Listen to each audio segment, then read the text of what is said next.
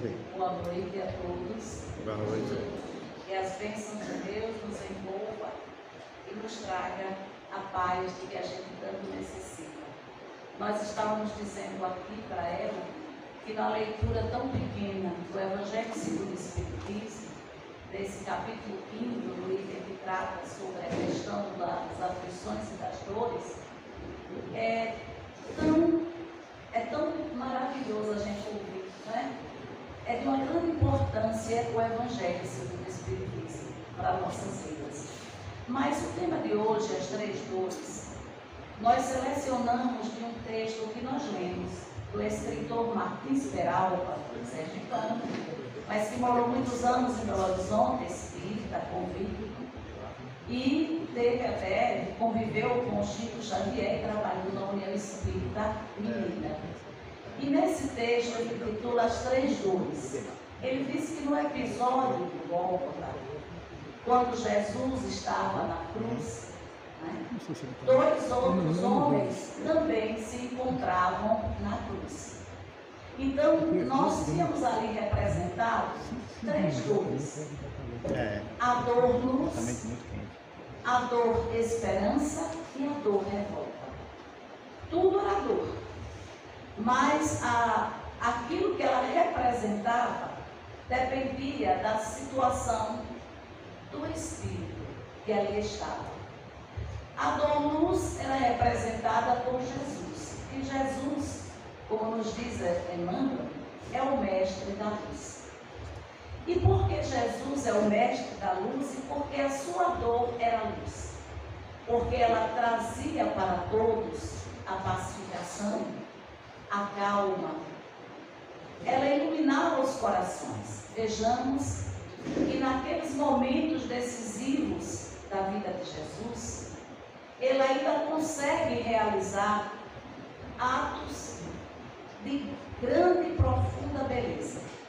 Nós nos recordamos que ele entrega Maria ao seu grande discípulo e amigo, jovem, João Evangelista, e coloca João como filho, dando aí para nós a ideia da família universal. Todos somos irmãos.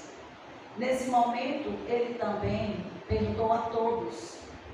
E quando ele está próximo das agonias finais, ele ainda busca Judas Iscariotes. Pelo menos isso nós temos em Humberto de Campos. E ele fala ao coração do discípulo que saiu da vida pelas portas do suicídio, porque o entregou, porque entendia a sua missão de forma diferente.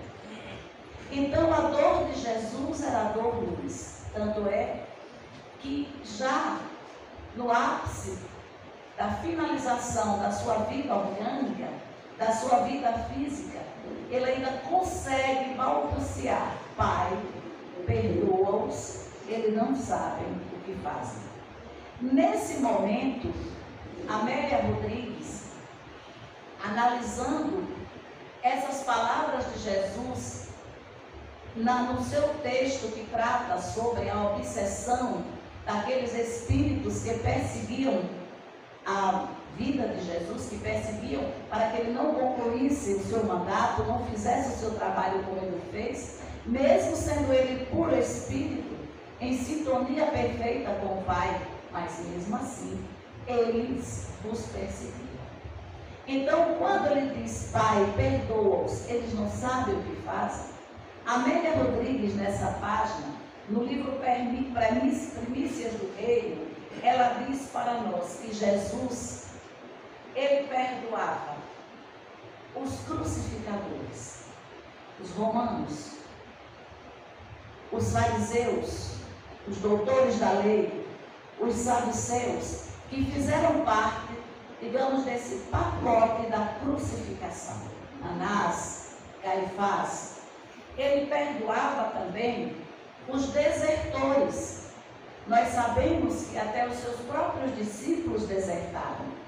Pedro o amava, mas o negou 3 vezes.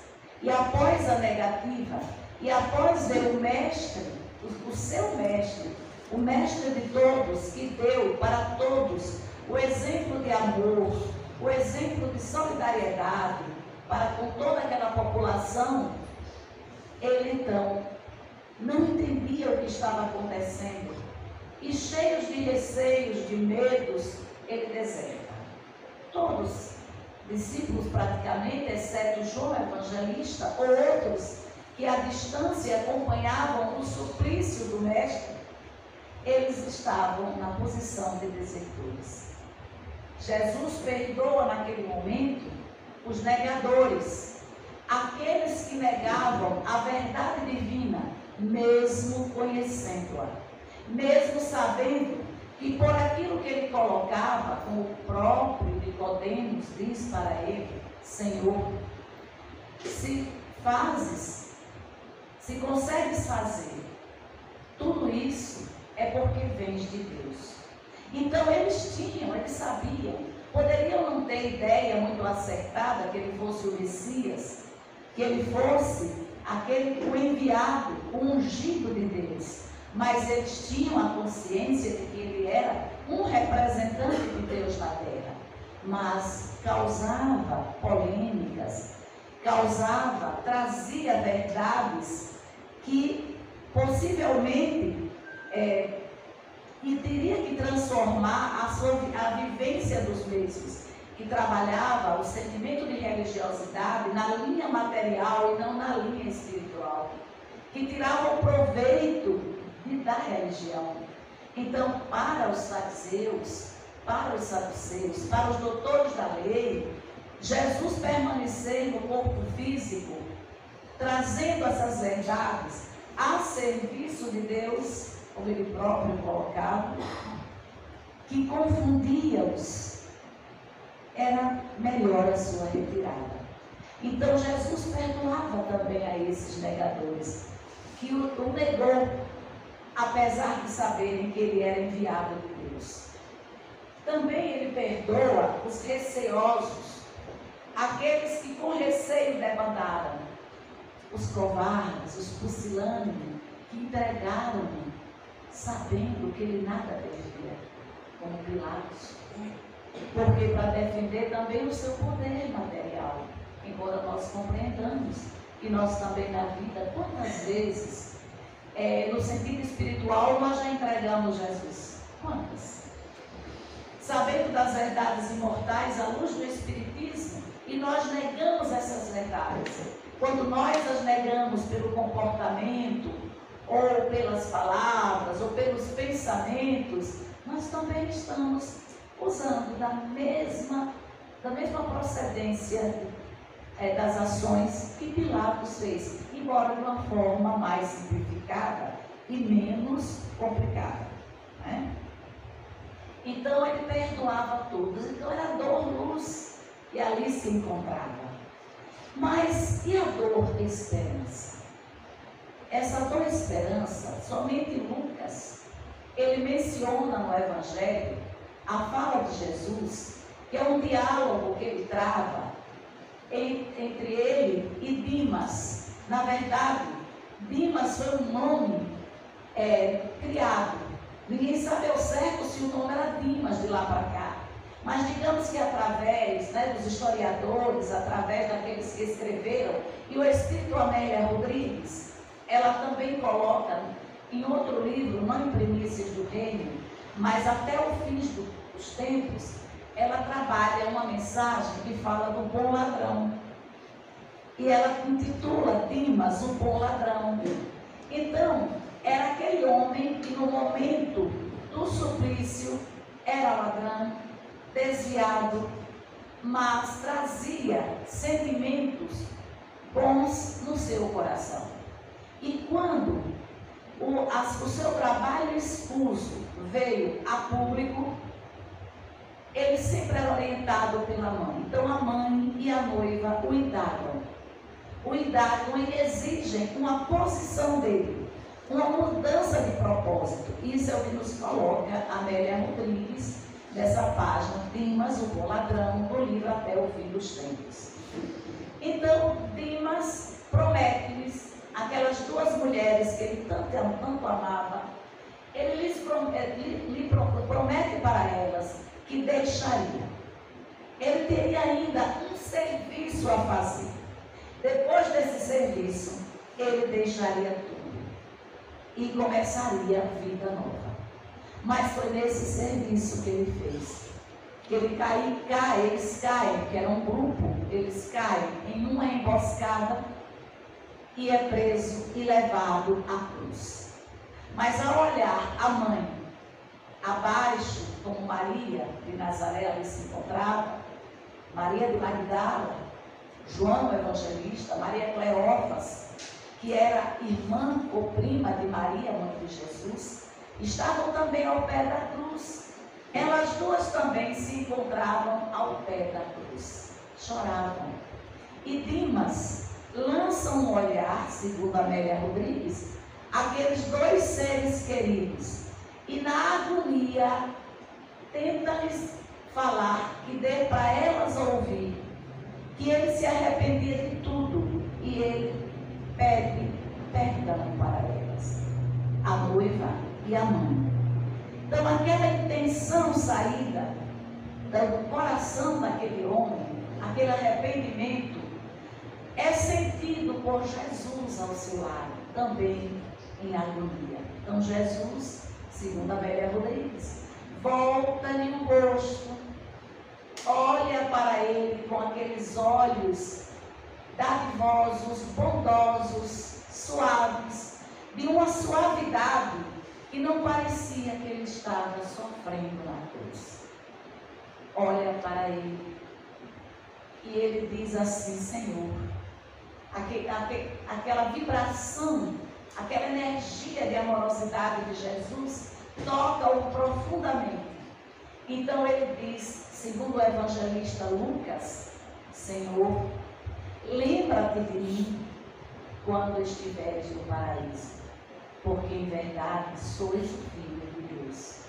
Ele compreendia naquele instante que estava diante, como judeu, que sempre tinha convivido com a ideia de profetas, com a chegada do Messias, ele entendia que aquele ser era o Messias prometido. E então Jesus, segundo a narrativa do evangelista Lucas, diz para ele: estarás comigo no paraíso. Te digo hoje isso.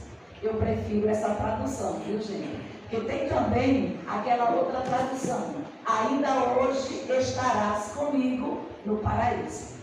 Eu prefiro essa outra: digo-te hoje que estarás um dia comigo no paraíso.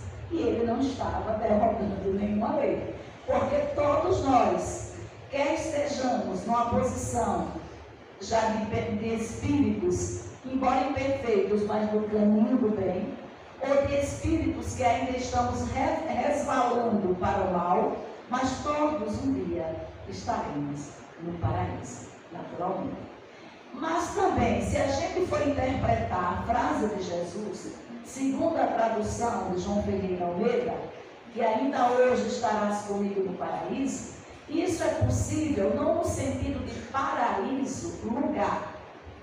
Paraíso é, digamos assim, mundo divino, morada daqueles que fazem a vontade do Pai, dos puros espíritos, dos Cristos de Deus. Mas estarás ainda hoje comigo no paraíso no sentido: você já se arrependeu, a partir de hoje você começa a sua caminhada que se destina para o paraíso.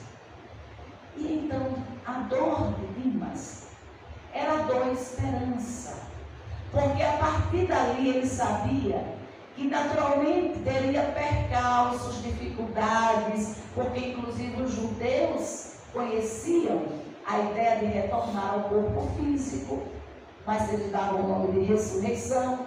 Eles tinham a certeza da imortalidade da alma, então ele sabia que a partir dali ele iniciaria um novo processo de vida.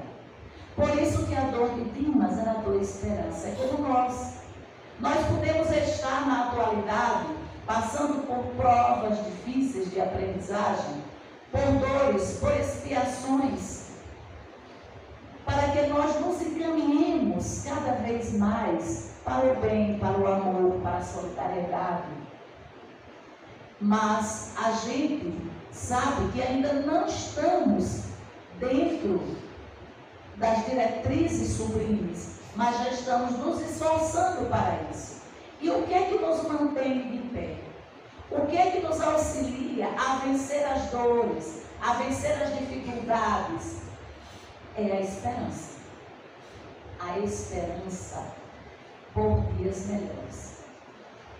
Naquela certeza de que o espírito imortal, ele progride, ele se melhora e ele pode chegar à categoria de um espírito puro como Jesus.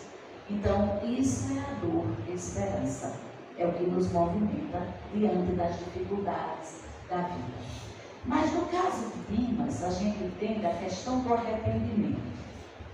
Mas o arrependimento, sabemos que só ele não indica a nossa salvação. Mas ele é o início. Está lá no Código Penal da Vida Futura. Livro O Céu e o Inferno. Lá se encontra que o arrependimento é o primeiro passo. Então, feliz de quem deixa a vida física já tendo se arrependido dos erros que cometeu. Então, é o primeiro passo. Os outros passos vêm depois, com o tempo, com as encarnações, com a vida no plano espiritual, com a aprendizagem no plano espiritual, com o retorno a uma nova encarnação.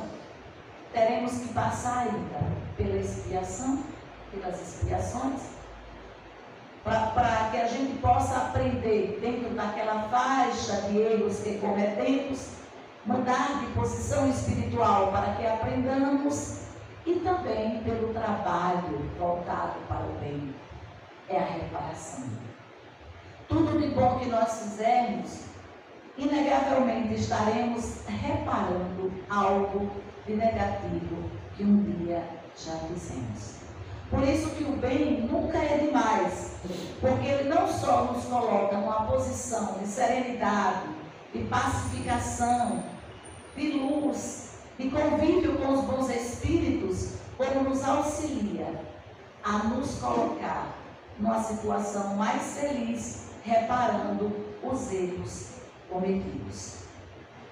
E a gente agora vamos analisar agora a posição do outro ladrão, que ele, inclusive, desafia Jesus.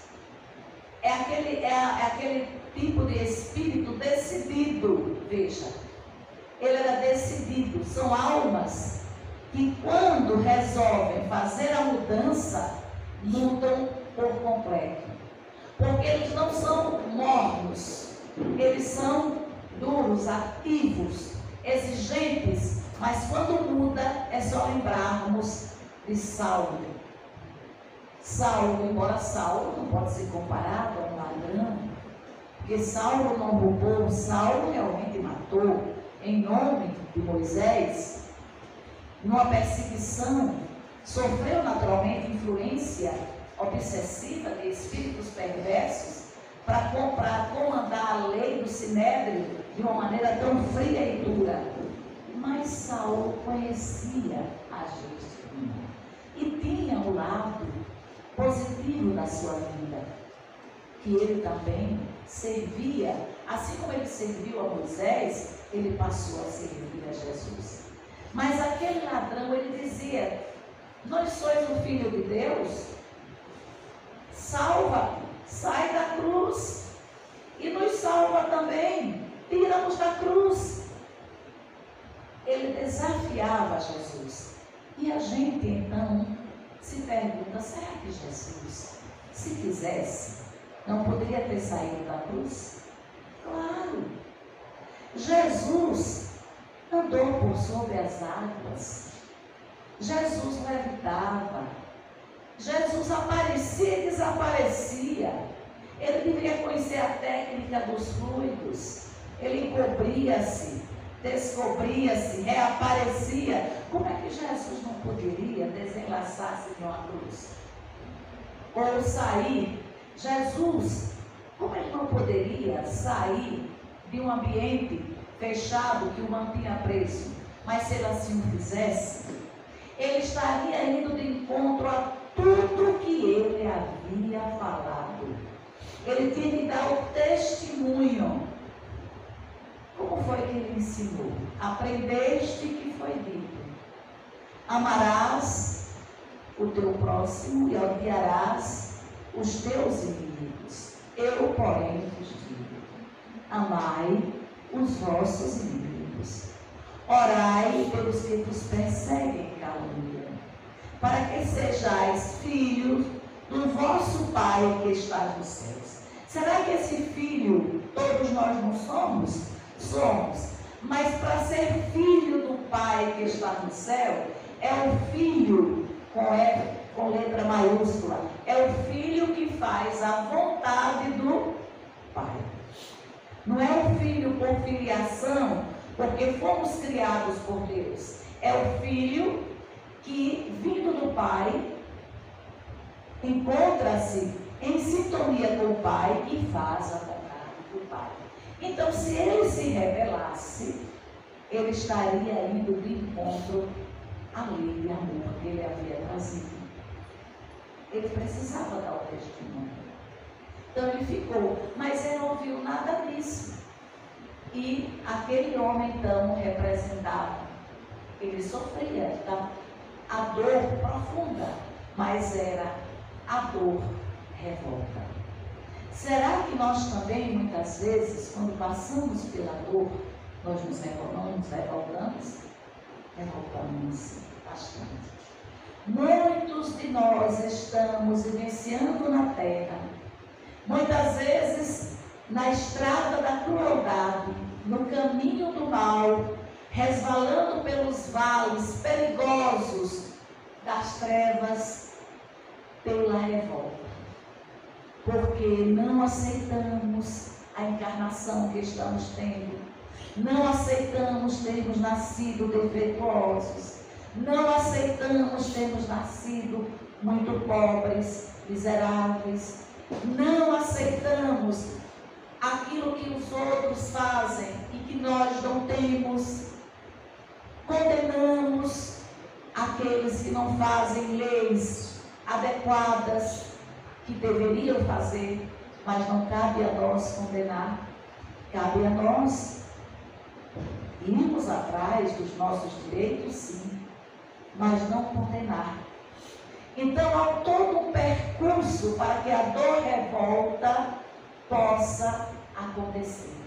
É aquela questão que muitas vezes nós dizemos assim: por que, Senhor, só acontece comigo?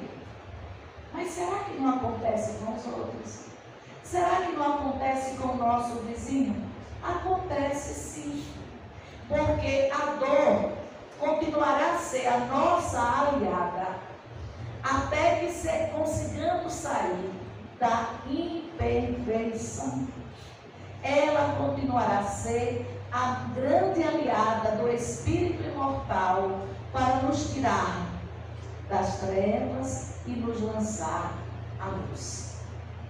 Então, aí a gente vê aí dois confrontos: humildade e orgulho, né?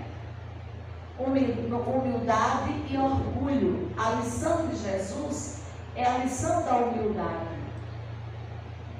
Aí então a gente se defronta, como também a dor de Dimas, a esperança, ela veio também com humildade. Ele reconheceu os seus erros e começou o processo de arrependimento.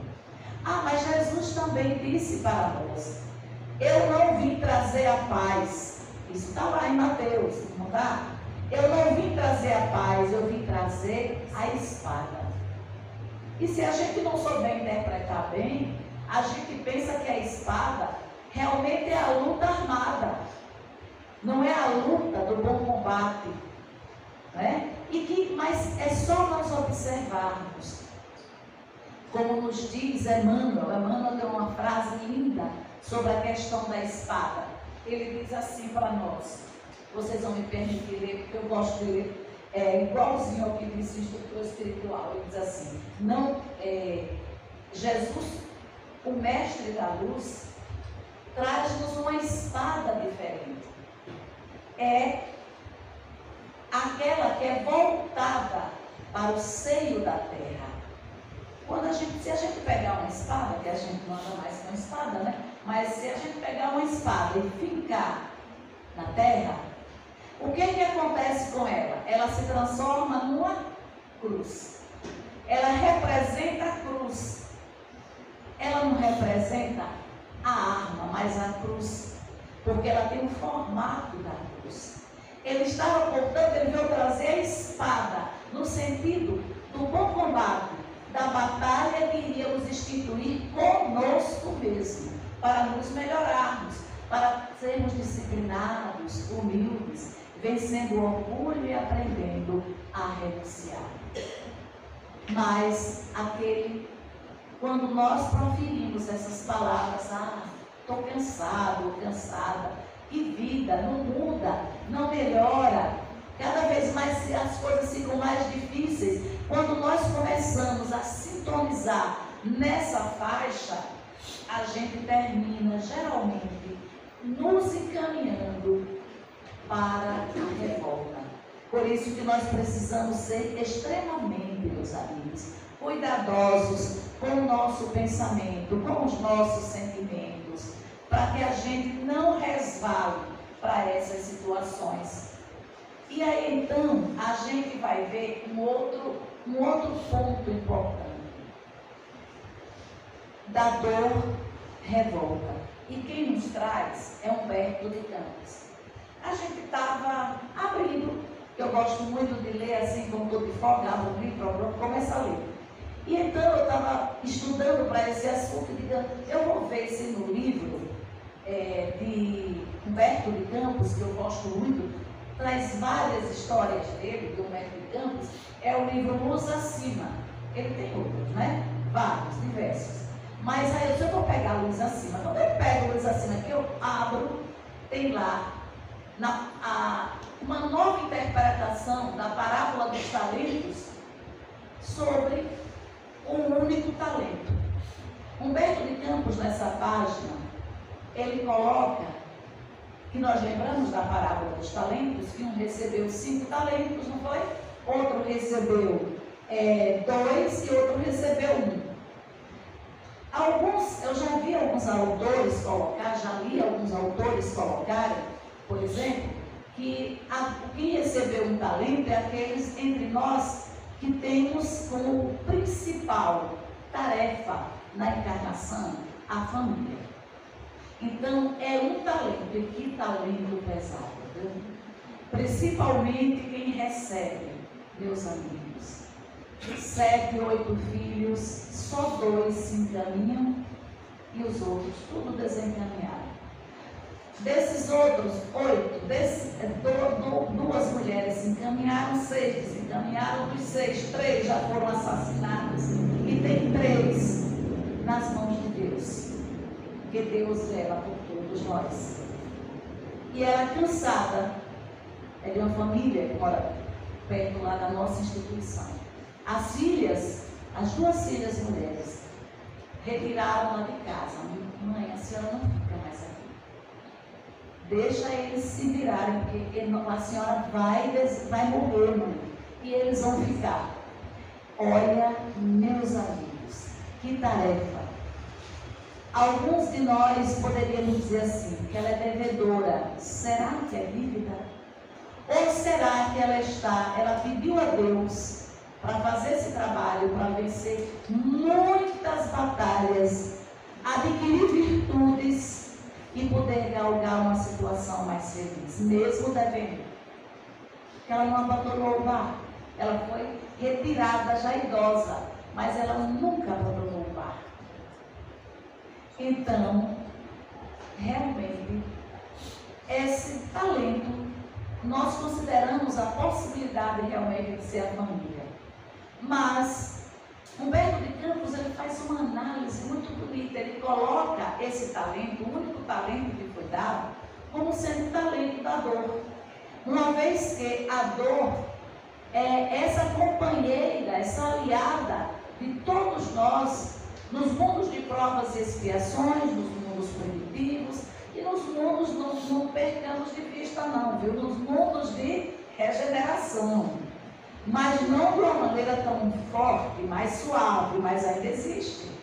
Porque depois do mundo de regeneração, nós temos os mundos ditosos ou felizes. Geralmente são espíritos superiores que o habitam. Espíritos que já adquiriram a superioridade moral, os bons espíritos, né? Estão na segunda classe, estão na segunda ordem, né? Estão lembrados, né? São sábios, os de sabedoria, são os espíritos, e finalmente aqueles que são chamados de espíritos superiores. Então, mas mesmo assim, podemos dizer, eles não têm mais a dor. Eles não, porque não são mais imperfeitos. Mas até a regeneração nós estaremos ainda com essa grande aliada.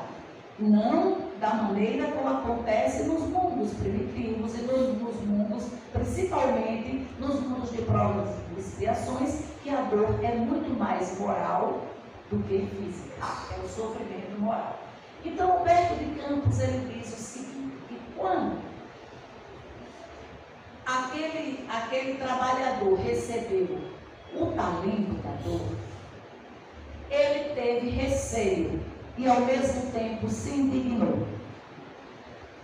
Achou que era muito pesado para os seus ombros e coloca para lá, enterra aquilo que ele considerava como sendo algo que ele não merecia e não deveria carregar.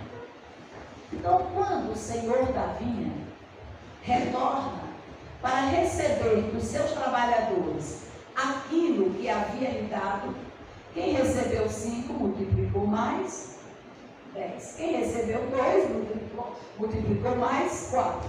E quem enterrou, segundo Humberto de Campos, faz o seguinte, ele diz assim, Senhor, recolhe, olha aí a revolta, olha o orgulho presente. Por isso que a revolta tem muito a ver com orgulho, meus amigos. Muito a ver com orgulho.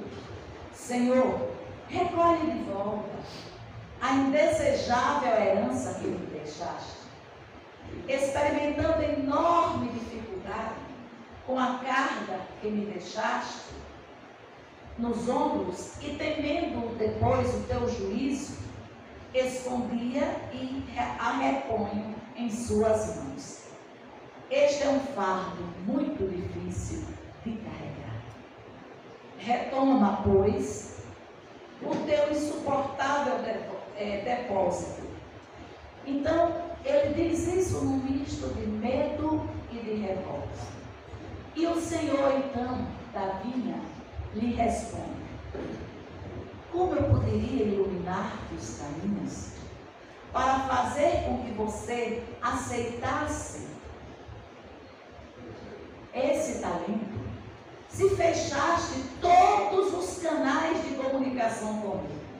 E quais são os canais de comunicação com o Senhor? Com o Senhor da vinha, da vinha do mundo, do universo é Deus. A vinha da terra é Jesus.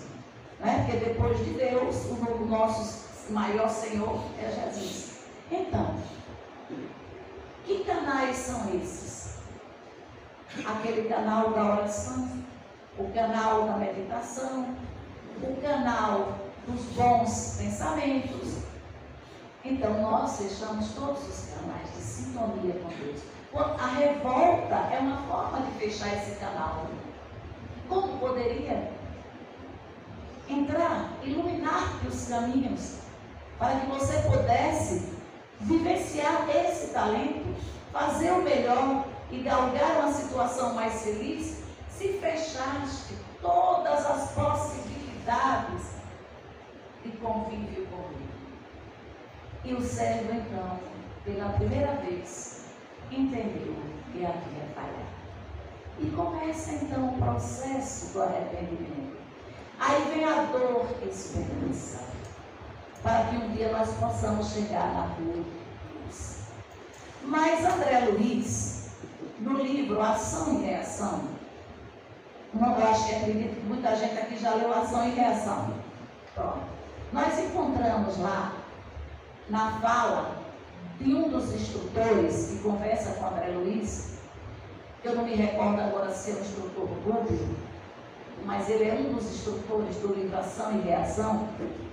E então, lá ele coloca que existem 3 tipos de dores: a dor evolução, a dor expiação e a dor auxílio.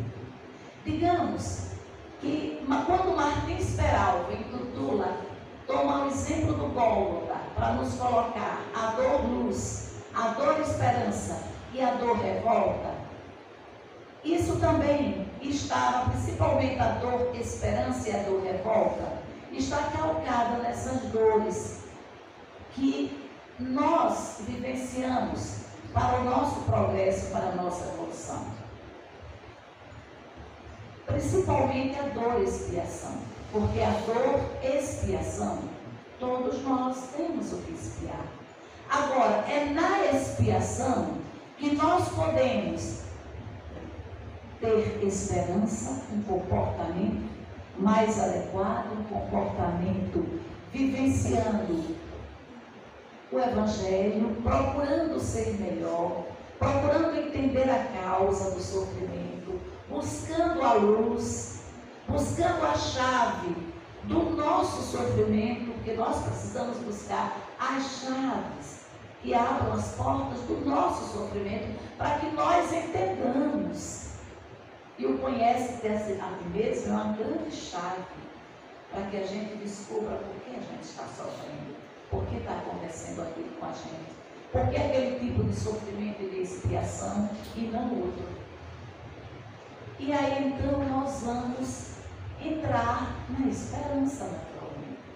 Mas e a dor evolução? Segundo o instrutor, a dor evolução é somente dedicada aos espíritos que estão no início da trajetória evolutiva. Nós já passamos por isso. Quando estamos ainda naquela fase do princípio espiritual, não adquirimos ainda aquela questão da individualidade. Não somos ainda seres individuais. Somos aqueles princípios inteligentes, o princípio espiritual, saindo das mãos de Deus, com todas as potencialidades dentro de nós, da inteligência, da sabedoria, do amor, mas para desenvolvimento. Então, ele deu como exemplo, que está no livro Ação e Reação, que nós vamos passar para vocês agora, a semente. A semente, porque nós sabemos que nós passamos pelos diversos reinos, até adquirirmos livre-arbítrio, até adquirirmos também, não é, a questão da razão, da racionalidade e a individualidade. É quando nós passamos a ser os seres inteligentes da criação de Deus, que se encontram espalhados no universo, no espaço ilimitado, infinito, que é da questão 76 do Livro dos Espíritos. Na 23, quando os Espíritos responderam, o que é Espírito? Que eles dizem, princípio inteligente da criação é o início, é o nosso início. Então é nessa fase que nós podemos estar ali, irradiando na semente. E a semente é colocada na terra. Ela passa por todo aquele processo. Ela tem dentro dela todo o mecanismo da árvore ou da planta que ela será. Ela vai, ela te desenvolve e chega lá. Então, não atrapalha-se. Não se atrapalha de jeito nenhum, porque ela se encontra tudo o que ela necessita para que possa saber o que é que ela será. Né? E ela então apodrece, germina, né? Aí sai aqueles tentáculozinhos até o bulbo, aí vai abrindo e abre a terra e sai. É a dor, a evolução.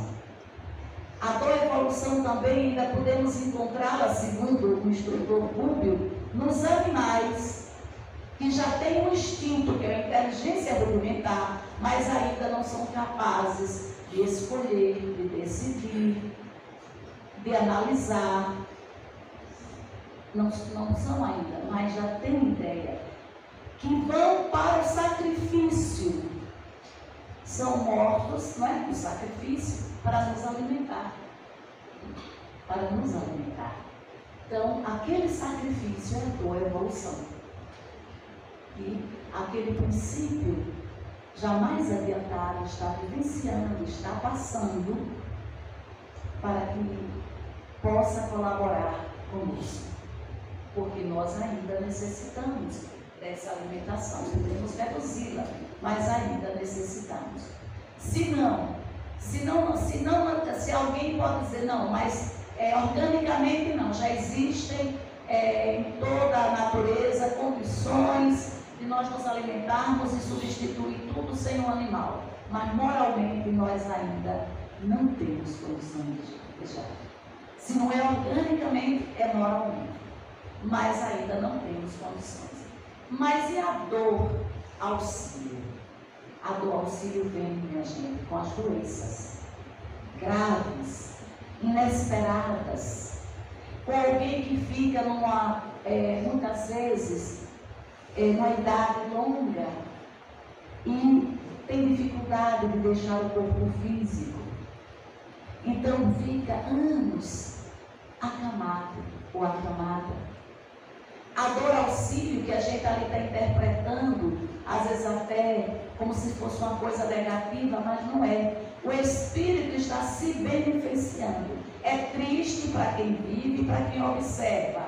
É difícil para quem cuida, mas é dor auxílio.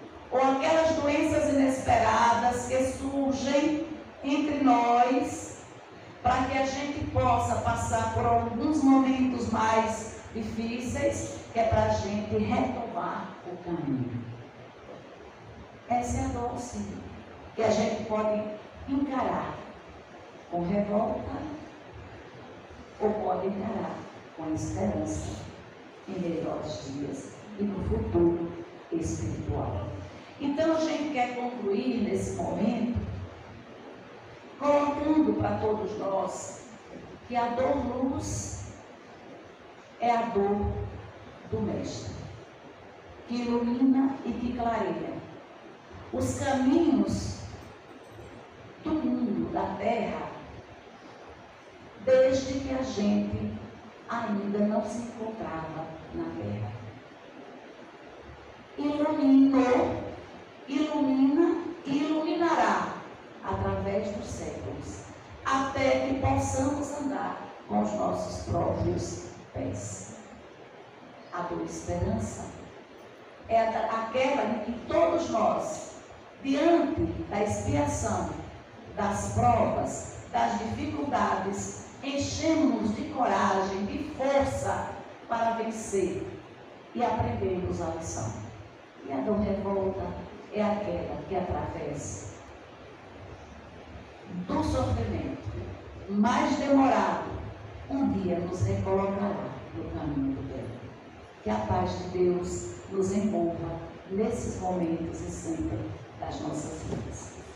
E que a dor luz ilumine os nossos caminhos. Muita paz.